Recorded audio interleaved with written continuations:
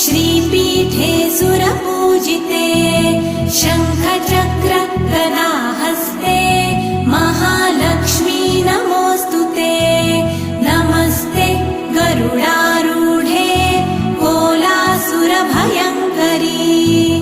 सर्वपाप हरे देवी महालक्ष्मी नमोऽस्तुते महादेव्यै च विद्महे विष्णुपत्न्यै च धीमहि तन्नो लक्ष्मी प्रचोदयात्।